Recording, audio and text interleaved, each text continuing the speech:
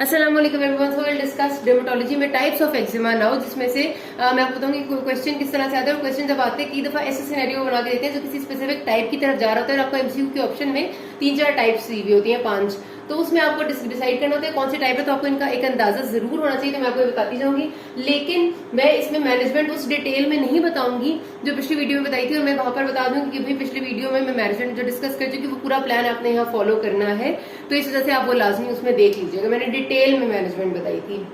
अच्छा जी, अब बात है सबसे पहले जी एटोपिक एक्जिमा। एटोपिक का वर्ड आपने बहुत जगह सुना होगा, एलर्जी के लिए इस्तेमाल होता है। तो जब भी एटोपिक एक्जिमा है तो एलर्जी है। अब आप बोलते हैं कि एलर्जी का एक ऐसी चीज है कि जो कि कुछ लोगों को उन्हीं चीजों से एलर्जी होती है जिनसे दूसरे लोगों को नहीं होती, जैसे डस्ट से, जैसे पोलन से, जैसे मौसम से, जैसे एक मुल्क में रह के ठीक रहना, दूसरे मुल्क में जाके मौसम सूटेबल ना होना और एलर्जी शुरू हो जाना, तो दिस इज एन एलर्जी। ठीक है, और ये क्या होता है बेसिकली टाइप 4 हाइपरसेंसिटिविटी रिएक्शन है, जिसको हमने कल भी डिस्कस किया था कि बॉडी की अपनी इम्यूनिटी जो है वो उस खास एंटीजन के खिलाफ एक्टिव हो जाती है, और जब अगली दफा कोई एंटीजन आता है तो एलर्जिक सिम्टम्स आते हैं, हिस्टामिन रिलीज होते हैं, साइटोकाइन्स, इन्फ्लेमेटरी मार्कर्स।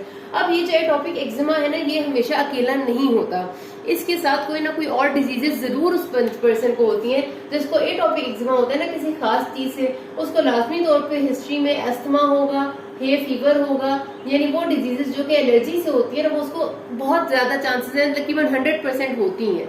ठीक है जी, तो बेसिकली इसका कॉज क्या होता है, आपको मैंने कल टाइप्स जब 3 मेन क्लासेस बताई थी टाइप्स ऑफ एक्जिमा की, तो उसमें एक एंडोजिनस था। ये एंडोजिनस टाइप का एक्जिमा है क्योंकि इसमें अपनी बॉडी की इम्यूनिटी, टाइप 4 हाइपरसेंसिटिविटी रिएक्शन है, जो कि एक एक्सटर्नल एंटीजन के अगेंस्ट बिला वजह एक्टिव होके उसको एक एंटीजन बना रहा है, हमारे लिए प्रॉब्लमेटिक बना रहा है, जो कि बहुत सारे लोगों में नहीं भी होता। ठीक है, तो इसलिए इसको एंडोजिनस कहते हैं। तो कॉज इसमें मैंने आपको बता दी कि कोई भी चीज हो सकती है, एलर्जी, वेदर, डस्ट, पोलन वगैरह वगैरह। क्लिनिकल फीचर्स इसमें आपने जहन में रखनी है कि जिस तरह हमारे बाकी सारी चीजों में होते हैं, एक्जिमा में होते हैं, कि उसी तरह से एक एरिथमेटस, एक्यूट पिक्चर में उसी तरह से एरिथमा होगा, एडिमा होगा, फिर स्केलिंग एंड स्कारिंग हो जाएगी, और जो क्रॉनिक पिक्चर होगी उसमें लैकेनिफिकेशन इंपॉर्टेंट है।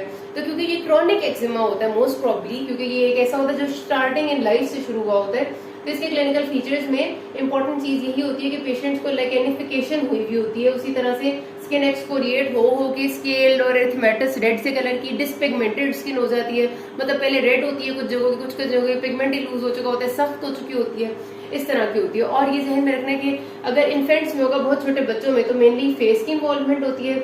चिल्ड्रन में यानी कि इन्फेंट से बड़े और एडल्ट से छोटों में जो स्किन क्रीजेज है, यानी कि एल्बो क्रीज, आर्मपिट्स, ये इन्वॉल्व होते हैं। एडल्ट्स में फेस और अपर पार्ट ऑफ बॉडी पहले इन्वॉल्व होता है, ठीक है, लिम्स वगैरह फराहम।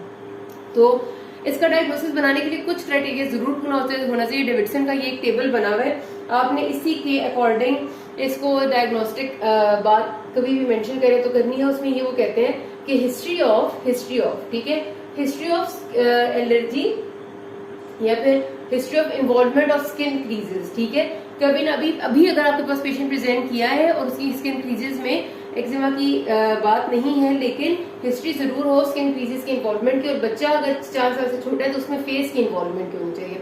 हिस्ट्री ऑफ एटोपिक डिजीज जरूर होनी चाहिए, सिर्फ एक्जिमा अकेला कभी भी नहीं होता। मैंने बताया इस्तेमा, हे फीवर, कोई और एलर्जिक डिजीज की हिस्ट्री लाजमी होती है। फिर स्किन बार बार, क्योंकि अगेन एंड अगेन होती है ना, तो खारिश कर करके ड्राई एंड थिकेंड हो चुकी होती है, तो ड्राई स्किन को जीरोडर्मा कहते हैं, ड्राई स्किन। उसके बाद आपको नजर आ रहा होता है कहीं ना कहीं उस पेशेंट का एक्जिमा उस वक्त भी मौजूद होता है। फ्लेक्चरल एक्जिमा का मतलब है कि फ्लेक्चर्स ऑफ स्किन, तो ही मैंने बताया जो स्किन क्रीजेज है वहां पर, क्योंकि एक्जिमा का होने के चांसेस ज्यादा है, तो वो वहां पर होता है। और अक्सर ये जो एलर्जिक डिजीज है फर्स्ट 2 years ऑफ लाइफ में इसका ऑनसेट हो चुका होता है। बहुत सारे लोगों में फर्स्ट 2 years ऑफ लाइफ में एक्जिमा तो नहीं होता, लेकिन एस्थमा और बार बार नजला जुकाम हो जाना, एलर्जिक डिजीज होना, उसका आगाज हो चुका होता है, उनको पता होता है कि इसको एलर्जी है। वो आके आपको माँ बाप बताते हैं कि हमारे बच्चे को बचपन से एलर्जी है, अब 12 साल का हुआ तो अब इसको खारिश भी शुरू होगी है बहुत ज्यादा। ठीक है जी, ये हो गया एक टॉपिक एक्जिमा की डायग्नोस्टिक क्राइटेरिया। ये 5 चीजें मजाक नहीं है, ये एक टेबल है और आपने यही लिखनी है, इसी के नंबर मिलेंगे डायग्नोसिस के, वरना नहीं मिलेंगे। अच्छा जी, मैनेजमेंट किस तरह से करनी है? मैनेजमेंट में इसमें वही सेम प्रोटोकॉल फॉलो करना है जो कल की पूरी मैनेजमेंट का था, कि हम normally emollients and topical glucocorticoids की कोशिश करने के पेशेंट कंट्रोल रहे, क्योंकि एक ये ऐसी डिजीज जिसने बार बार होना है, तो हमारी कोशिश होती है कि ये मिनिमम से मिनिमम ड्रग्स पे कंट्रोल रखें, हम इसको टॉपिकल ड्रग्स पे कंट्रोल रखें। इसीलिए इमोलिएंट्स, टॉपिकल ग्लूकोकॉर्टिकॉइड, स्टारोरेथामोल, बैंडेजेस, मैंने कल हर चीज का मतलब उनका फंक्शन बताया था, तो आप प्लीज उस वीडियो में देख लीजिएगा। और आगे भी हमने पूरा वही प्रोटोकॉल इसमें फॉलो करना है इसकी मैनेजमेंट में जो हम कल मैंने डिस्कस किया था, जिसमें आगे हमें दे देते हैं कैल्सिन्यूरिन इनहिबिटर्स दे देते हैं, फिर ultraviolet ray and PUVA light, psoralen ultraviolet A light या अल्ट्रावायलेट बी लाइट दे देते हैं। उसके बाद फिर हम ये भी ना काम करे तो इम्यूनोसप्रेशन करते हैं, ड्यूपिलुमैब देते हैं। तो कल वाला प्लीज एक दफा देख लेना, पूरा प्रोटोकॉल होता है लिखने के हिसाब से, लेकिन ज्यादा मेन स्टे ये होते हैं या फिर ओरल ग्लूकोकॉर्टिकॉइड्स होते हैं। इसके बाद अगली जो टाइप है that is seborrheic eczema, again very common. आपने एड्स में, शैम्पू की एड्स में अक्सर देखा होगा जब टीवी पे आती हैं कि वो पसीना की बात करते हैं, सीबम की बात करते हैं कि बालों में प्रोड्यूस होता है।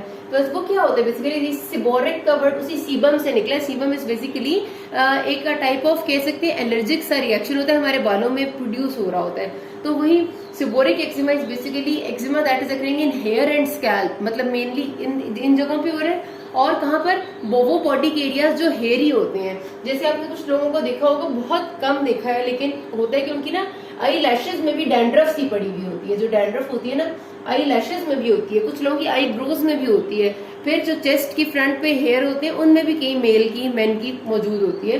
तो सेबोरिक एक्जिमा के अंडर वो आती है। तो सेबोरिक एक्जिमा बेसिकली है एरिथेमेटस स्केली रैश है, जिस तरह बाकी सारे एक्जिमा में होते हैं कि रेडनेस है और स्केली सी रैश है, लेकिन मेनली आपके स्कैल्प को इन्वॉल्व करिए, उसी तरह नेजोलेबियल फोल्ड्स को, आईब्रोज को, सेंट्रल चेस्ट को। ठीक है, अच्छा ये क्यों कहते हैं होते हैं कि इसकी कॉज है मेलिसेजिया यीस्ट, मेलिसेजिया। ठीक है, और इसकी मैनेजमेंट में जहन में रखिएगा क्योंकि इसमें हमें अंदाजा नहीं हो रहा होता इतना क्लियर कट के either it is a fungal infection और नॉट। और डायग्नोसिस के लिए आपको पता है कि हमारे यहाँ ये तरीका नहीं है कि हम बड़े बड़े टेस्ट कराएं। जिस तरह एटोपिक एक्जिमा में हम करवा सकते हैं स्पेसिफिक एंड टोटल IgE के लेवल्स, तो IgE एंटीबॉडी क्योंकि एलर्जी से रिलेटेड है तो एटोपिक एक्जिमा में बड़ी भी होती है, लेकिन सेबोरिक एक्जिमा में मोस्ट कॉमनली हम वो भी नहीं कराते। हम सिर्फ ये कर लेते हैं कि एजोल्स यानी कीटोकोनाजोल दे देते हैं, साथ टॉपिकल ग्लूकोकॉर्टिकॉइड दे देते हैं, तो ये ठीक हो जाती है। ठीक है, सेबोरिक एक्जिमा सीबम से याद रखनी है कि बालों में होती है, हेयर में, स्कैल्प में सबसे ज्यादा। Then is discoid eczema. Discoid नाम क्या कह रहे हैं, डिस्क शेप होगा, तो सेम यही बात है कि बेसिकली डिस्क्रीट यानी बहुत क्लियर कट मार्जिन के साथ कॉइन शेप्ड एक्जिमेटस लीयर्स होती हैं। ये क्या है, डिस्क्रीट है, कॉइन शेप्ड है, और सबसे कॉमनली कहाँ होती है, मेन के बाजुओं में, लिम्स ऑफ मेन में होती है। ठीक है, और लियन एक्जिमेटस, लियन का मतलब है कि उसी तरह से एरिथमा एंड स्केली स्किन, यानी रेडनेस हो जाएगी और ऊपर से स्केलिंग किस्म की स्किन हो जाएगी।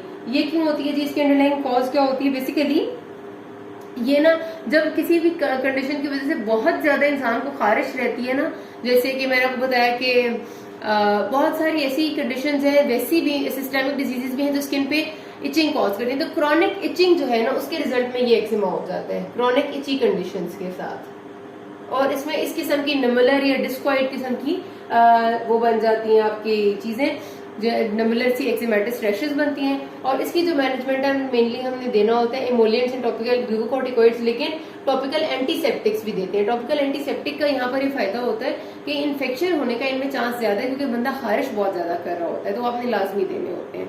ठीक हो गया जी, जाती है। ठीक है जी, तो इसमें हमने क्या करना होता है कि इसकी मैनेजमेंट में सबसे इंपॉर्टेंट चीज है इरिटेंट अवॉइडेंस, कि आप वो चीज ना इस्तेमाल करें, वो ना पहने जिस शूज से, जिस मटेरियल ऑफ ज्वेलरी से आपको प्रॉब्लम होती है, वो इससे सबसे इंपॉर्टेंट है। और अगर आपको हर मटेरियल से प्रॉब्लम हो रही है तो आप ग्लव्स पहनना शुरू कर दें ताकि आपको वो इरिटेशन खत्म हो जाए। और उसके लिए इमोलिएंट्स एंड टॉपिकल ग्लूकोकॉर्टिकॉइड्स जब तक कि ठीक नहीं होता। बाकी चीजें हम अगले पार्ट में करें, किसी कोई मसला भी के नास में। Thank you.